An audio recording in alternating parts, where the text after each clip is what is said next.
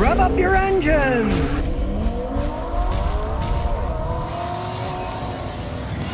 Redneck Driver says, I watch a YouTube channel. I'm trying to work on some of my vehicles. I got 7 of them with 5 teenage kids. Woo-wee! The 5 teenage kids hope they don't drive you insane.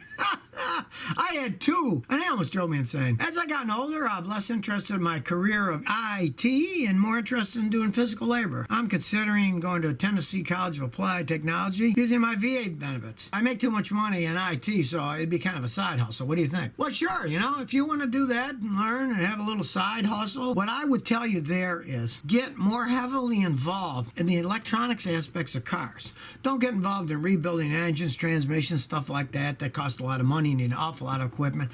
But if you're good at IT and you're good with electronics and understanding all that stuff, you can make good money fixing electronic stuff, which is going to be more and more the future of fixing cars. Even if they don't go to fully electronic cars, there's so much computer electronics on modern cars, and they keep adding more on. You can make a good living doing stuff like that. If you're smart and you want to try something like that out, hey, give it a try. Why not? I don't blame you. I'd be bored just using my brain all the time. I like the combo of making videos, answering questions, and actually going out and fixing cars. Keeps you more well-rounded. If you just do one thing, you're going to be bored. That's pretty much a statement of life.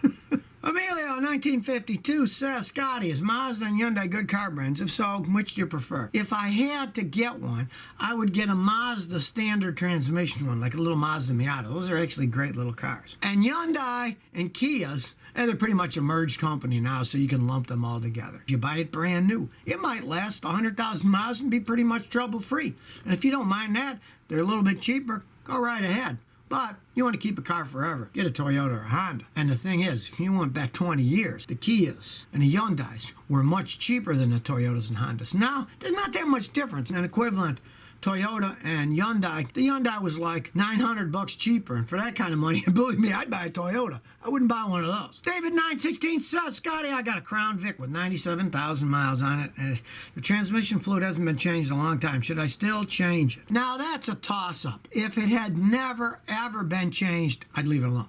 But if it had been changed at least once before, go ahead and change it. And then I would probably change it every 40, 50,000 miles, just to be on the safe side. Fluid's cheap, transmissions are super expensive, as long as it's been changed at least once. Now, if it's never been changed at all, and you got 97,000 miles, if it's a late model one, go ahead and change it. But if it's an older one, don't, because then it might start to slip or something. But the newer ones use full synthetic fluid. They're not all that dirty inside. You can either check that I've seen guys do is you could drain the fluid out and look at it. And if it's all black and gooey, I'd put it back in, put the fluid right back in, because then it might start slipping if you put in new fluid.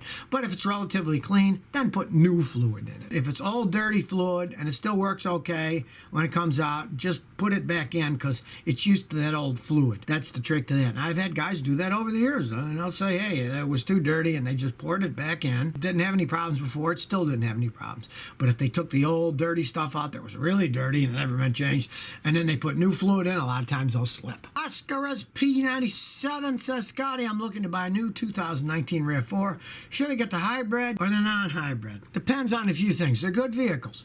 But if you're the type of person that keeps your car forever, like me, get the non-hybrid. Hybrids get super expensive to maintain and repair when they get older. Now, you could buy a hybrid Toyota. Maybe it won't have any problems for 10, 12 years. Go ahead and get a hybrid. But if you want to get 300,000 more miles, get the non-hybrid, because the hybrid, the batteries cost a ton of money. Generators cost a ton of money. Hardly anyone really knows how to work on those things. I've seen people have theirs worked on, and they were totally destroyed by some idiot working on them, didn't know what they were doing. And of course, if you take it to the dealer, they're going to take your wallet and they're going to empty it all out and then ask for some more, because that's the way dealerships are. If you really want to keep one forever, get a non-hybrid version. Mark 2018 says, Scotty, on my 95 Nissan Maxima, when I start it up, the oil light flashes a few times per second, it goes off. Then it doesn't come on. The oil's full. Is this normal? Should I be concerned? Just change your oil pressure sending units, cheap part, put on the engine. A lot of times the springs go bad and they do that. Now, if it continues to do that, I would advise having a mechanic like myself put a gauge on there, see what the actual pressure is. And if it is low when it first starts up, either your oil pump's going out or your engine bearings are wearing out, and eventually it'll be a very serious problem. That's a 95. It's an old vehicle. If that was the case, I would really think about getting rid of the thing rather than repairing it, or just driving it as long as the light doesn't come around while you're driving it, see how long it lasts. I mean, it's not worth anything being that old. One bowl of soup, says Scotty. I see you say push rods are reliable and the Hellcat engines are supercharged. Push rod. Can the Charger Challenger Grand Cherokee Trackhawk with a 707 horsepower engine be good for weekend drives since they have push rod engines? The engines are good engines in terms of they put a lot of power. They can last a long time if you don't really push them too hard. A lot of guys have a 700 horsepower vehicle. Man, they're pushing them real hard, so who knows how long they're going to last. You push anything extreme, it's going to break, and they get horrendous gas mileage. Just realize that all of those vehicles, the vehicles themselves, are not that great. Those are great engines. There's no arguing that. But the vehicles themselves, check out how low the resale values are. They age, because everybody knows they fall apart. But if you really want to get one, say you're going to get a used one, you can get it cheaper, and you want it as a weekend toy, go right ahead. Just realize you can spend a lot of money. And if you keep it for a long time, you're going to spend a lot of money on repairs, too.